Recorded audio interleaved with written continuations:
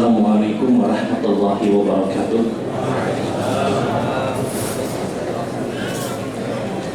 Alhamdulillah nahmaduhu wa nasta'inuhu wa nastaghfiruh wa na'udzu billahi min shururi anfusina wa min sayyiati a'malina. May yahdihillahu fala mudilla lahu wa may yudlil fala hadiya lahu. Asyhadu an la ilaha illallah wahdahu la syarika lah wa asyhadu anna Muhammadan abduhu wa rasuluh. Allahumma shalli ala Muhammad wa ala ali Muhammad kama shallaita ala Ibrahim wa ala ali Ibrahim innaka Hamidum Majid. Allahumma barik ala Muhammad wa ala ali Muhammad kama barakta ala Ibrahim wa ala ali Ibrahim innaka Hamidum Majid. Ikhwanul fillah, ibu-ibu, bapak, saudara-saudara, jamaah salat maghrib dan salat isya insyaallah Masjid Al-Furqan rahimakumullah. Alhamdulillah, sama-sama kembali kita bersyukur kepada Allah. Salawat serta salam kita tujukan kepada Nabi dan kepada Rasul kita Nabi Muhammad sallallahu alaihi wasallam. Bapak Ibu yang dirahmati Allah, malam hari ini kita akan kembali mengkaji ulang tentang apa yang dimaksud dengan berkah dan apa-apa yang diberkahi oleh Allah Subhanahu wa taala. Kita sangat sering mendengar istilah berkah, kalimat barakallah, semoga Allah memberkahi engkau. Sering sekali juga kita mengucapkan kalimat mudah-mudahan berkah. Apa itu berkah? Apa yang dimaksud dengan keberkahan? Berkah itu adalah semua apapun yang ada pada kita, fasilitas yang diberikan dan disiapkan dan dianugerahkan oleh Allah untuk kita, yang semuanya apa yang ada pada kita mendatangkan kebaikan, itulah berkah. Semua apapun yang mendatangkan kebaikan, itulah yang dinamakan dengan berkah. Al-khairatil lati la tuqta. Yang namanya berkah adalah kebaikan yang tidak pernah putus. Dan istilah berkah ini bahkan dianjurkan Nabi untuk kita terus mengucapkan dan bermohon kepada Allah. Sampai kita tahu ketika ada seorang bayi yang baru lahir pun, salah satu sunnah dari sunnah-sunnah Nabi sebagai seorang muslim, kita doakan dengan kalimat barakallahu lahu wa liwalidayhi. Semoga Allah memberkahinya dan memberkahi kedua orang tuanya. Orang yang menikah pun juga kita doakan dengan kalimat barakallahu wa baraka alaihi wa jama'a bainakuma fil khair. Semoga Allah memberkahi engkau, memberkahi atas engkau, dan mengumpulkan engkau berdua dalam kebaikan. Jadi setiap keadaan kita benar memang dianjurkan dan diperintahkan untuk meminta keberkahan kepada Allah. Agar apa? Agar kita terus mendapatkan kebaikan. Dan berkah yang harus kita pahami adalah tidak pernah diukur dengan banyaknya harta, tidak. Ada orang bilang sugih berduit banyak, hidup sidin berkah kira-kira. Belum tentu. Boleh jadi sugih tapi bakhilnya luar biasa. Yang namanya berkah itu tidak diukur dengan banyaknya harta.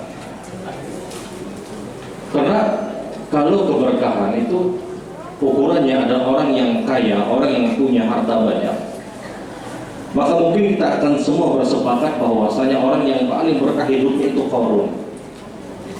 Mati di Mesir, hartanya tak manjang, harta karun.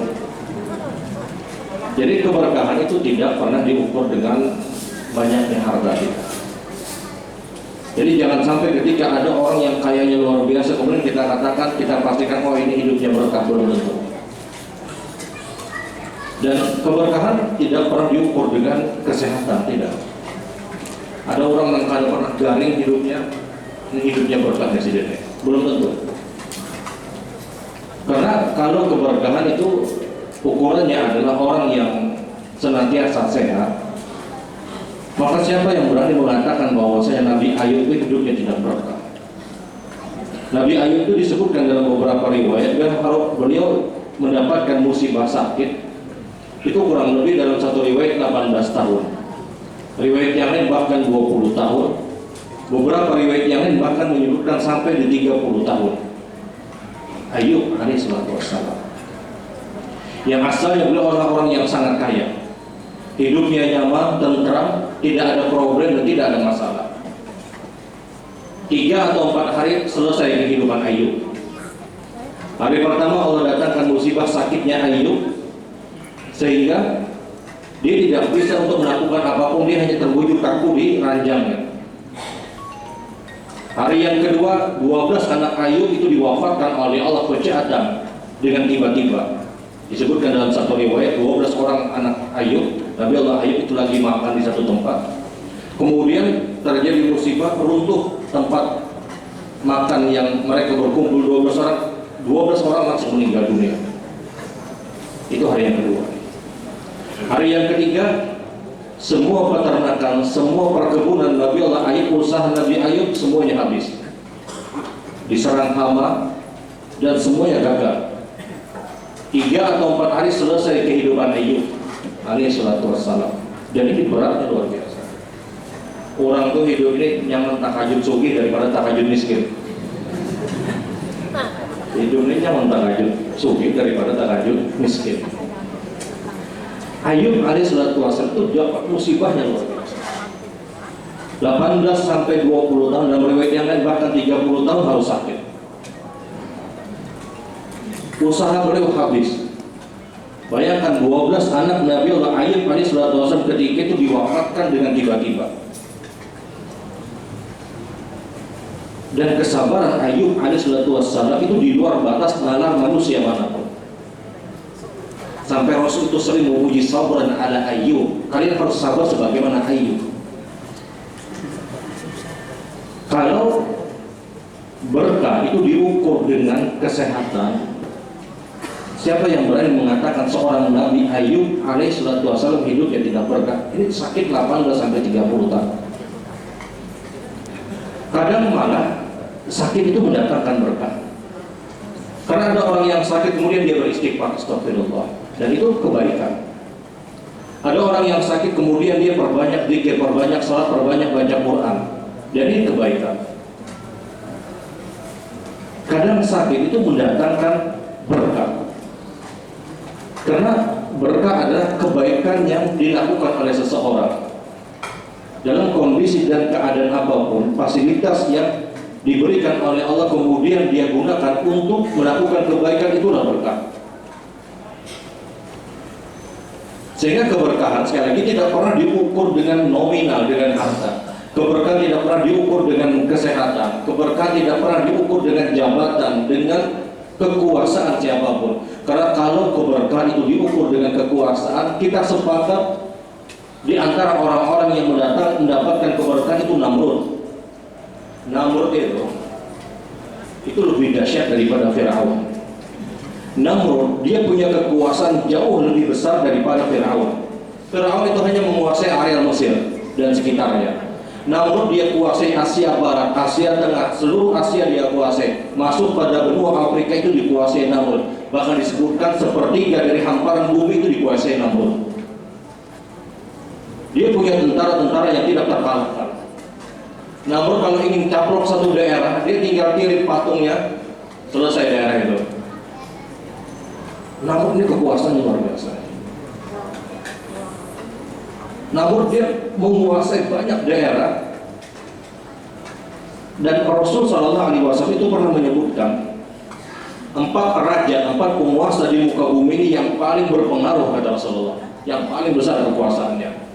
Musliman, kafiran, 2 orang muslim dan 2 orang kafir. Siapa 4 orang ini? Pertama kata Rasulullah, Sulaiman alaihissalatu wassalam, Nabi Allah Sulaiman. Kita tahu Nabi Sulaiman ini raja yang paling banyak menguasai. Nabi Sulaiman itu hendak apa aja beliau dapatkan. Semua ditundukkan untuk Nabi Allah Sulaiman. Sampai angin itu ditundukkan untuk Nabi Sulaiman. Dan Nabi Sulaiman aku hendak turun ke sini. Maka angin itu mengantarkan kepada tujuan yang diinginkan oleh Nabi Sulaiman. Karena perlu lagi mengartikan saja. Karena perlu lagi check-in, karena perlu lagi mencari seat di pesawat. Ya Nabi Sulaiman, saya mau berangkat ke sini, saya mau pergi ke sini, angin itu membawa. 4 raja kata Rasulullah SAW yang paling berpengaruh pada kehidupan dunia ini, pertama musliman kafir, 2 orang muslim dan 2 orang kafir. 2 orang muslim ini kata Rasulullah Sulaiman alaihissalatu wassalam, Nabi Allah Sulaiman.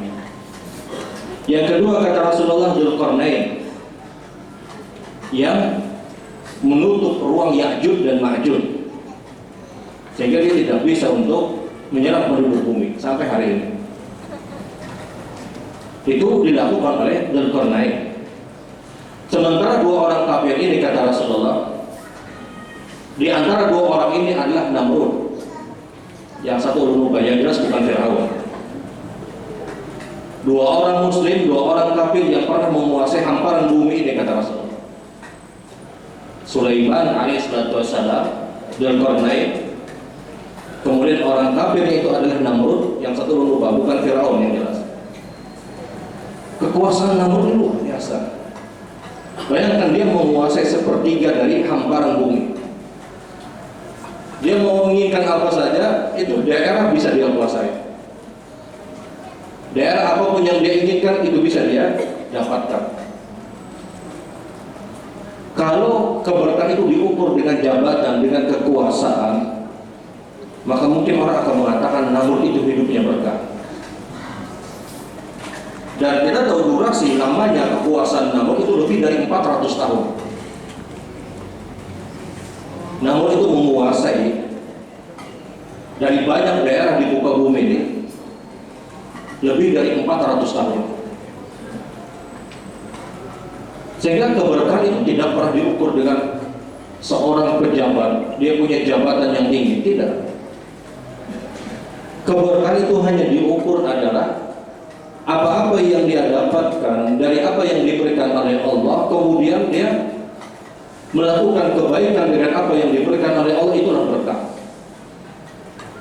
Terkadang ada orang yang hidupnya sangat sederhana, tapi hidupnya penuh dengan keberkahan. Dibandingkan dengan orang-orang yang mohon maaf, orang-orang yang lebih kaya misalnya. Terkadang ada orang yang fisiknya secara zahir dia lemah, tapi dengan keterbatasan dia hidupnya berkah karena mendatangkan kebaikan. Terkadang ada orang yang sangat biasa, standar sekali, tapi hidupnya berkah dibandingkan para penguasa, dibandingkan para pejabat-pejabat yang mungkin memiliki jabatan. Karena keberkahan itu hanya diukur dengan apakah mendatangkan kebaikan atau tidak. Nah, ada beberapa hal yang dikhususkan oleh Rasulullah SAW yang itu pasti mendatangkan keberkahan. Umumnya yang namanya berkah adalah kebaikan yang terus dia dapatkan dengan apapun yang dia miliki. Ada beberapa hal yang dikhususkan oleh Rasulullah SAW itu mendatangkan keberkahan. Ada makanan, ada minuman, ada juga tempat, dan ada waktu yang itu mendatangkan keberkahan secara khusus. Kita mulai dulu dari makanan yang mendatangkan keberkahan. Di antara yang pernah dinyatakan oleh Allah yang mendatangkan keberkahan itu adalah watin wa zaitun. Buah tin dan buah zaitun itu mendatangkan keberkahan. Di saat Allah berfirman watin wa zaitun, demi buah tin dan demi buah zaitun, seluruh para ahli tafsir bersepakat bahwasanya tin dan zaitun itu mendatangkan keberkahan. Karena tidaklah Allah bersumpah pada satu objek, tidaklah Allah bersumpah pada sebuah ciptaan yang diciptakan oleh Allah kecuali di dalamnya ada keistimewaan. Allah kalau sampai bersumpah pada sesuatu, maka ini sesuatu istimewa.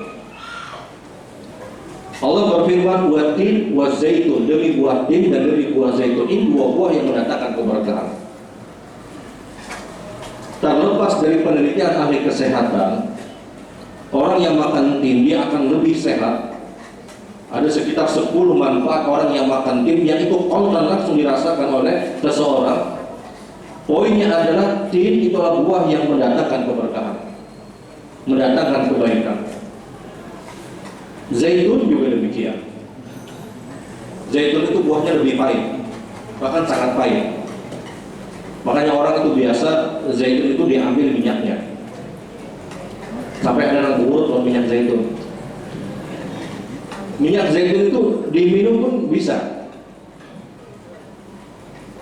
Dan kalau umroh kemudian merasa badan ini lemah, lesu, ya biasa orang umroh, dia aktivitasnya padat.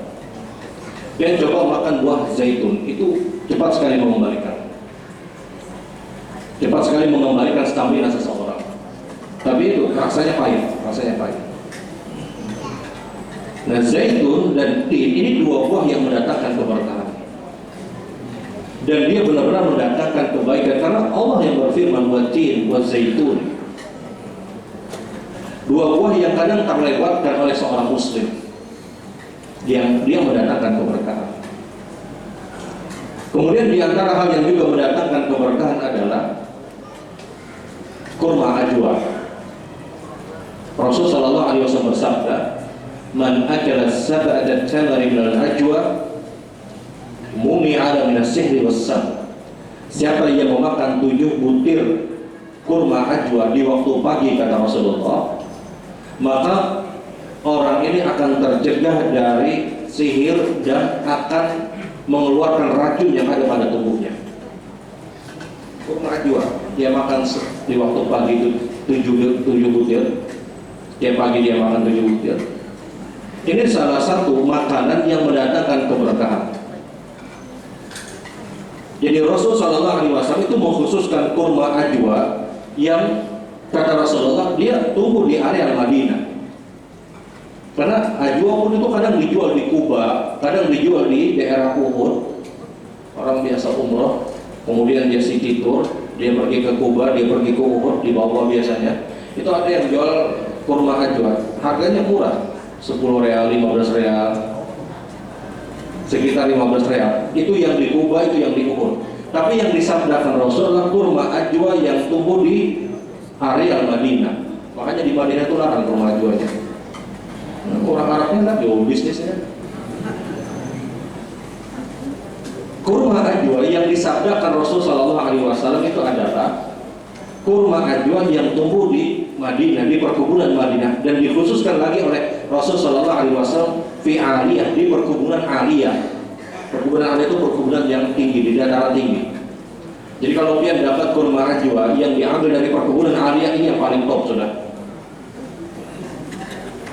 Tapi kalau nungkar kurma ajwanya di Uhud, nungkar kurma ajwanya di Kuba, maka statusnya sama sebagaimana kurma-kurma yang lain yang mendatangkan keberkahan. Yang pernah disabdakan Nabi Sallallahu Alaihi Wasallam adalah ajwa Madinah, kata Rasulullah, yang didoakan Rasul Sallallahu Alaihi Wasallam. Dan lebih hebat lagi ketika kurma ajwa tersebut diambil dari perkebunan aliyah.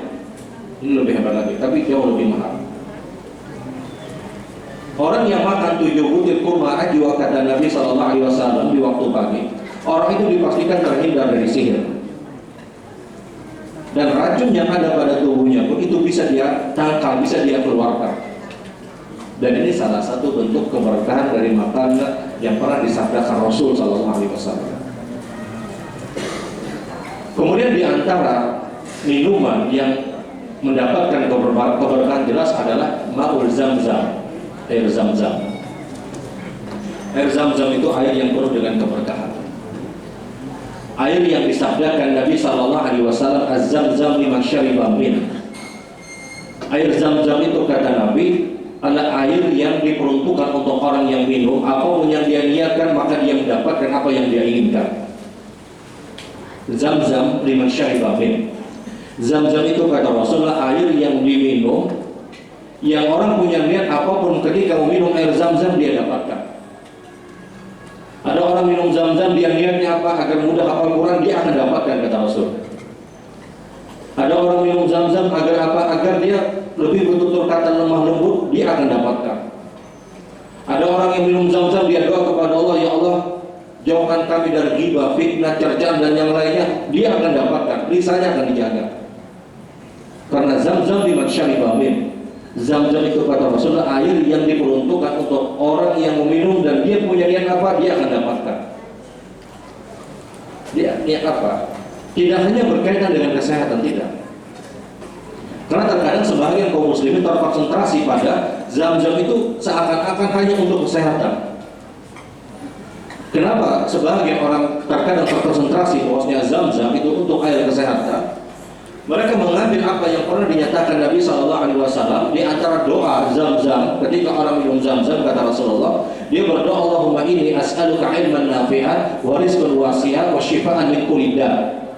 Ya Allah, memohon kepada Engkau ilmu yang bermanfaat, rezeki yang luas, dan shifaan min kulli da', kesembuhan dari semua macam penyakit, dari segala macam penyakit. Nah, doa inilah yang dipahami oleh sebagian orang sehingga terkadang terkonsentrasilah Zam-Zam seakan-akan hanya untuk kesehatan. Minum Zam-Zam di sini jangan pian sehat. Ya, tidak salah, tidak salah.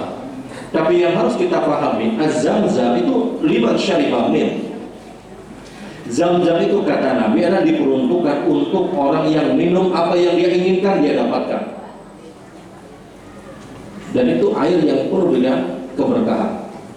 Secara urut kalau pian umroh, kata pian nak umroh nih, pian ada Mbak Amin. Kalau pian umroh, nanti kalau pian umroh insya Allah, nah ya ada juga. Ngomong kada pian. Kalau pian umroh nanti insya Allah, pian minum itu khusus Zam-Zam aja di ruang makan misalnya. Karena kan di sana ada teh, ada kopi, ada susu, ada jus dan yang lainnya. Ya bolehlah sekali-sekali. Tapi pian banyak minum Zam-Zam aja. Pian bawa botol kosong ke masjid, kemudian pian isi, kemudian pian makan, pian minum banyu Zam-Zam. Itu lebih baik.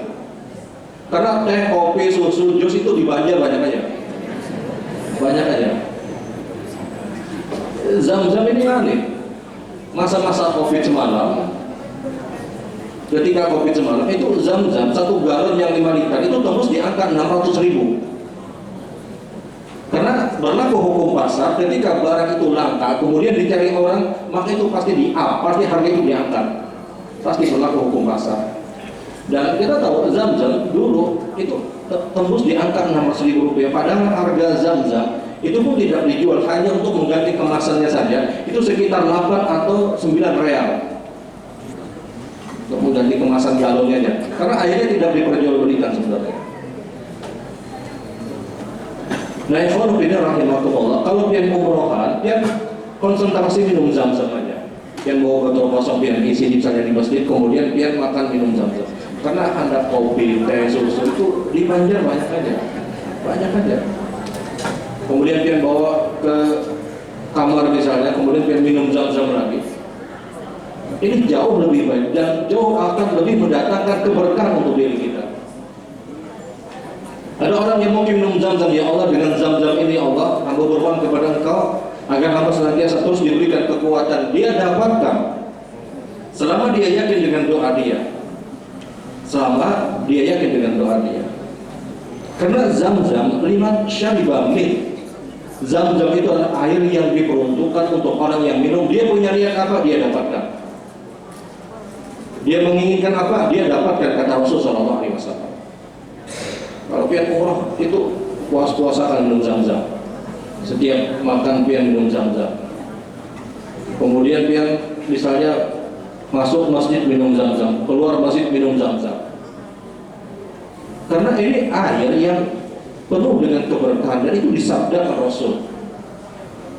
Satu-satunya minuman yang kita boleh minum berada pada posisi berdiri itu hanya Zam-Zam.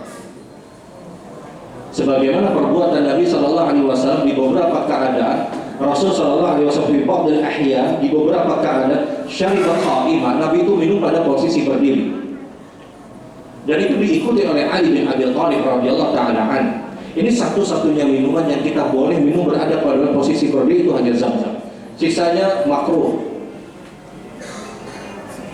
Wallahualam, terlepas dari penelitian orang-orang ahli kesehatan yang punya disiplin tinggi pada ilmu kesehatan, yang mereka menyebutkan bahwasanya setiap manusia, setiap kita, Allah telah bekali dalam tubuh kita ini saringan dalam tubuh kita ini.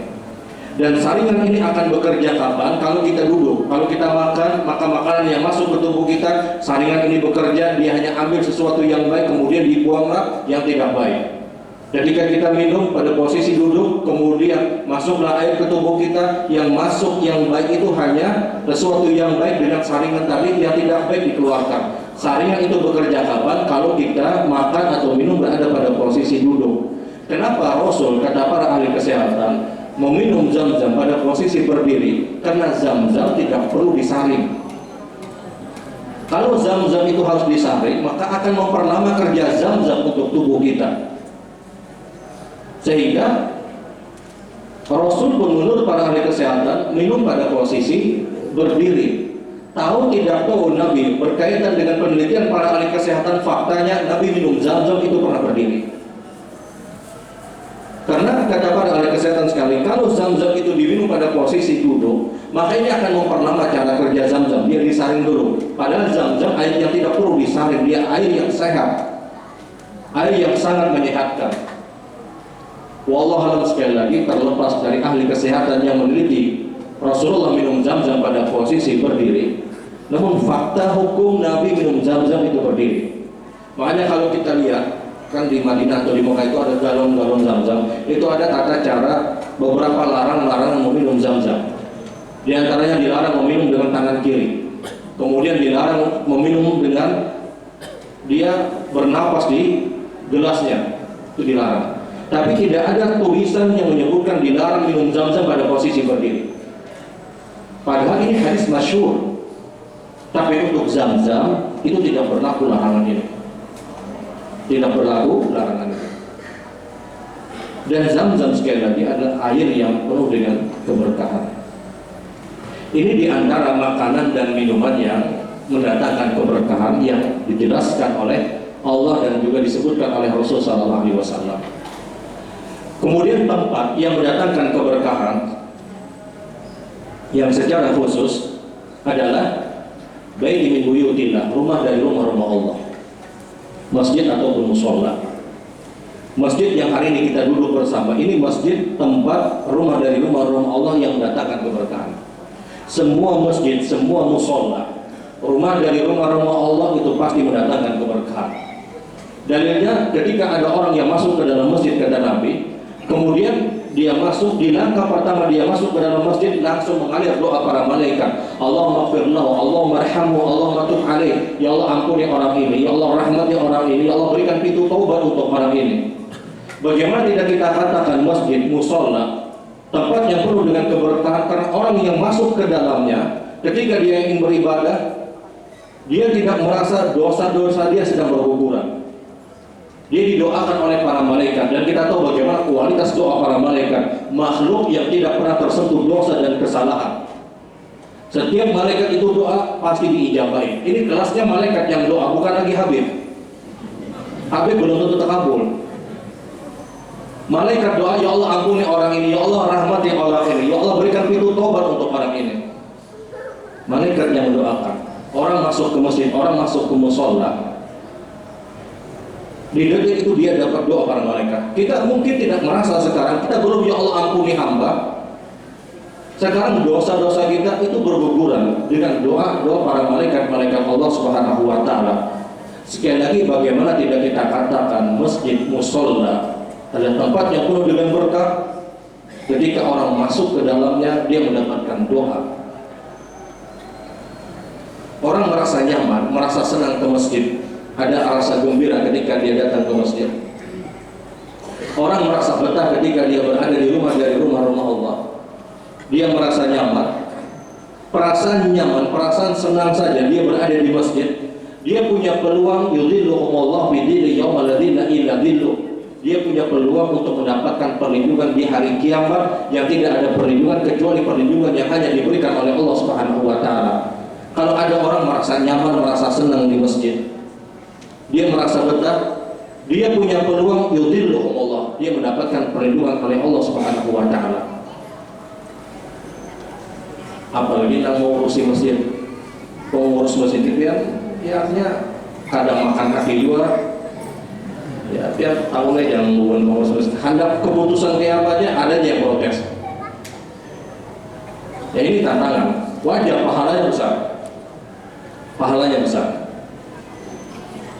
Nah, tempat yang penuh dengan keberkahan itu diantaranya adalah rumah dari rumah-rumah Allah Subhanahu wa Ta'ala.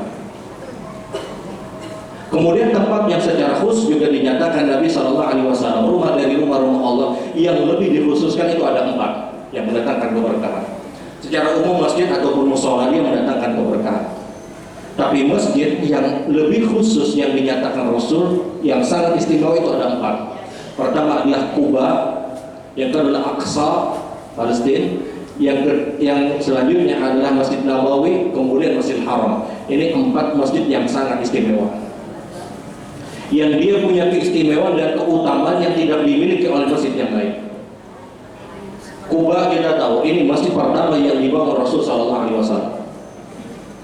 Nabi ketika hijrah dari Mekah menuju Yathrib, menuju Madinah, Nabi singgah dulu ke tempat yang namanya Kuba. Apa yang dilakukan Rasulullah? Beliau bangun masjid Kuba, dan itu masjid pertama yang dibangun Nabi Sallallahu Alaihi Wasallam. Setelah Nabi Sallallahu Alaihi Wasallam membangun masjid Kuba, Rasulullah bersabda, "Man ada Kuba, siapa yang mendatangi Kuba," kata Rasulullah. Yang sebelumnya beliau menyebutkan man tatahhara min baiti, siapa yang bersuci dari tempat tinggalnya. Tsumma ada masjid al-Kuba, kemudian dia mendatangi masjid Kuba, masyian aw raqiban, berjalan ataupun berkendaraan. Tsumma shalla rak'atain, kemudian dia salat 2 rakaat, ka umratin tamatin, dicatatkan pahala umrah sempurna, kata Rasulullah.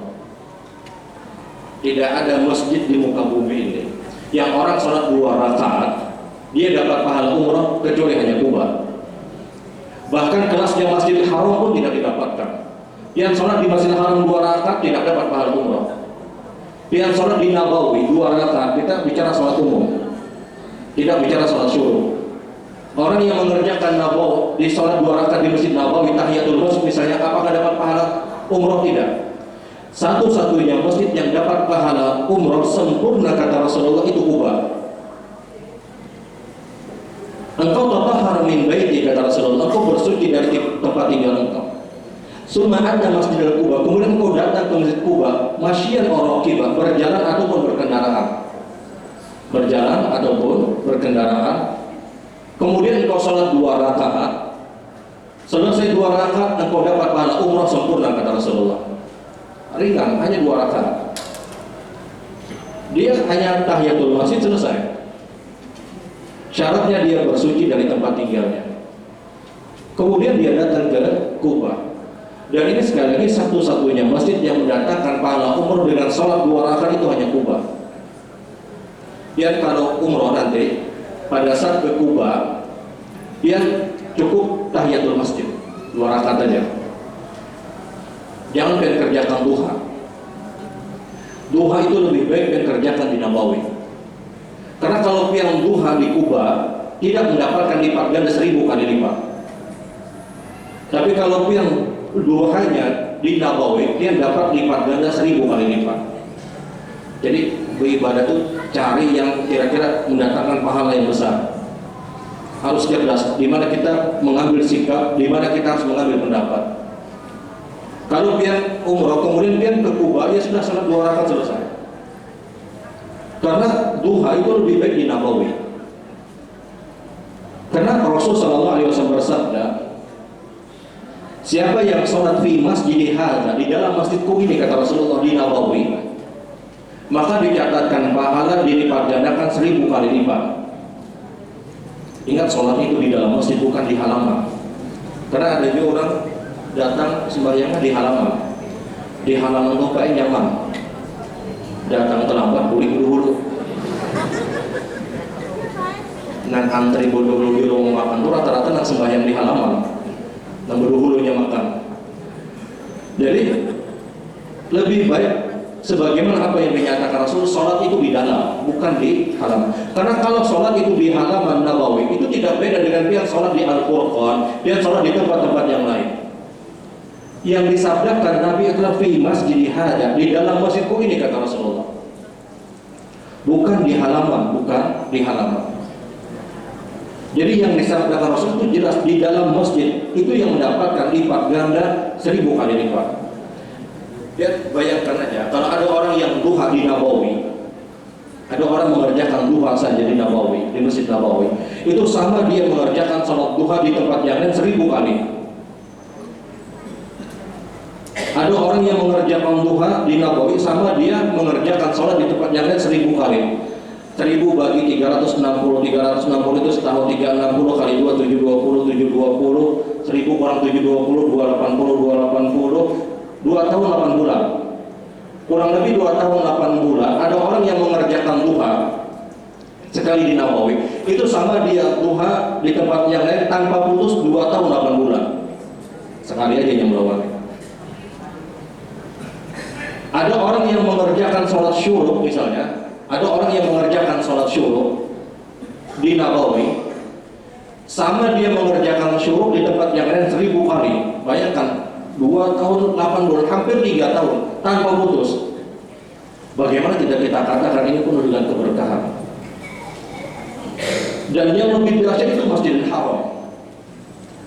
Masjidil Haram itu kali 100.000 kali 100.000. Kalau ada orang yang qobliyah subuh di Masjidil Haram, qobliyah subuh 2 rakaat, sama dia qobliyah subuh di tempat yang lain 100.000 kali. Lebih dari 270 tahun. Terus dia qobliyah subuh, seakan-akan terus dia qobliyah subuh. Sementara dia punya durasi umur hidupnya berapa? 60-70 tahun. Ditambah dia misalnya sholat di sana, maka ini keberkahan untuk umurnya, keberkahan untuk hidupnya. Orang sholat di Masjidil Haram, apalagi misalnya dia tahajud. Kisahnya orang ini kadang pernah tahajud misalnya di Banjar, kadang pernah tahajud sama sekali. Paling kadang ketika umrah dia full tahajudnya, karena sekali tahajud di sana sama seperti 100.000 kali dia tahajud di tempat yang lain. Yang bagi aja 100.000 bagi 360, setahun itu 360, kurang lebih 280 tahunan, seakan-akan dia terus sholat dan tanpa putus. Bagaimana tidak kita katakan orang yang umrah, orang yang haji itu paling paham. Luar biasa. Di Nabawi, di Masjidil Haram, mohon maaf, dia tidak terukur dengan biaya yang dikeluarkan. Karena orang yang mengerjakan sholat di sana itu terus dilipat gandakan oleh Allah Subhanahu wa Ta'ala. Orang yang sholat subuh misalnya, sama seperti dia subuh di tempat yang lain dengan 100.000 pahalanya. Orang yang mengerjakan sholat sunnah rawatib, sama dia rawatib di tempat yang lain 100.000. Dan ini keutamaan. Tapi jangan juga pas umroh dia bawa kalkulator, jangan juga. Begitu menang berapa kali di Makkah aja, 6 hari, 6 kali sekian. Banyak suka bujung gitu. Boleh-boleh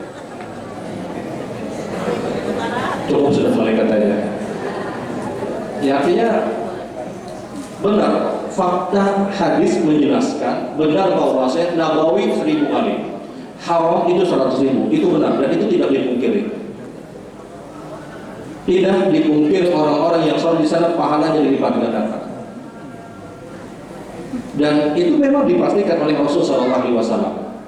Tapi terkadang penyakit orang yang umroh, penyakit orang yang haji, pulang umrohan, itu ibadahnya mulai dia kendorkan. Kenapa? Ya tadi, berpikirnya tadi kali 100.000 sudah, kali sekian sudah. Tidak salah dia mengambil hadis Rasul, tidak salah. Tidak ada yang bisa menyalahkan. Karena itu ada hadis Rasul. Tapi idealnya dia tetap menjaga, idealnya dia tetap menjaga. Makanya ada doa yang diajarkan Nabi SAW ketika kalian pulang dari safar, kata Rasul, dan kalian ingin mencoba dan kalian ingin mengembalikan ritme semangat ibadah kalian, maka ucapkan abidun taibun abidun li rabbina hamidun. Abidun taibun abidun li rabbina hamidun. Kita kalau pulang dari safar itu bawaannya malas yang luar biasa, koler mana hendak beribadah, dan itu dirasa oleh semua orang-orang yang bersafar. Terlebih safarnya itu adalah safar umroh. Kenapa? Pertama, lelahnya luar biasa. Yang kedua, bayangan pahala itu sudah terisi di otaknya. Bayangan pahala kali 100.000 itu sudah ada. Semalam di Masjidil Haram, alhamdulillah tahajud kalau ya kali 100.000 itu bertahun-tahun apa sekali jadi sana aja sendiri. Bayangan orang umroh, mohon maaf, tapi tidak semua, banyak bahkan ketika mereka datang, mereka banyak melepas amalan-amalan sunnah. Kenapa? Ya tadi, pertama, godaan lelahnya safar tadi. Benar, safar itu lelah. Yang kedua, sudah terisi, mereka sudah mengetahui dan memahami bahwa ini dilipat gandakan. Maka hadir doa Nabi SAW ketika kalian pulang dari safar, kata Rasul, dan kalian ingin mengembalikan ritme semangat ibadah kalian yang sebelumnya kalian dapatkan, ucapkan taibun abidun li rabbina hamidun. Taibun abidun li rabbina hamidun. Ini salah satu doa yang pernah diajarkan Rasul SAW. Nah, Bapak Ibu yang dirahmati Allah, ini tempat-tempat yang mendatangkan keberkahan. Kemudian waktu yang mendatangkan keberkahan, kita mulai dulu dari 24 jam. Dari 24 jam yang benar-benar mendatangkan keberkahan itu adalah di waktu pagi, di waktu subuh sampai munculnya matahari, itu waktu yang penuh dengan keberkahan. Sampai Rasulullah SAW berdoa, Allahumma barik li ummati li bukuriha, ya Allah berkahilah umatku di waktu paginya. Dari 24 jam secara umum, waktu terbaik yang penuh dengan keberkahan itu di waktu pagi.